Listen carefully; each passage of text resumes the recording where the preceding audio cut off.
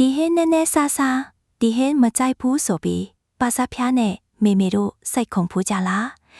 ခလေးကိုဟင်းဖွင့်ကြည့်လို့ပြောတာဖုံးနဲ့ပြပြီးကျွေးတာ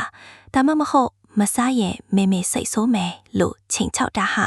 ခဏတာအလုပ်ဖြစ်ပေမဲ့ရေရှည်မှာခလေးဟာစားချိန်ကိုဖိအားတစ်ခုအဖြစ်ခံစားလာရပါတယ်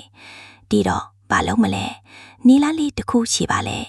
မေမေတို့ရဲ့တာဝန်ကပါစားရမယ်ဘယ်အချိန်စားရမယ်ဘယ်နေရာမှာစားရမယ်ဆိုတာကိုဆုံးဖြတ်ပေးဖို့ပါခလေးရဲ့တာဝန်ကစားမလားဘယ်လောက်စားမလားဆိုတာကိုဆုံးဖြတ်ဖို့ပါဆိုလိုတာကမေမေတို့ကအာဟာရပြည့်ဝတဲ့အစာရှာတဲ့သတ်မှတ်ချိန်မှာစားပွဲပေါတင်ပေးလိုက်ပါပြီးရင်ခလေးရဲ့ဆုံးဖြတ်ချက်ကိုလေ့စားလိုက်ပါဒီတစ်ခွက်မစားရင်နောက်တစ်ခွက်မှစားပါလိမ့်မယ်ဖီအားကိန်းတဲ့စားခြင်းလေးဟာကလေးကိုအစားအစာနဲ့ရင်းနှီးမှုရှိစေပါတယ်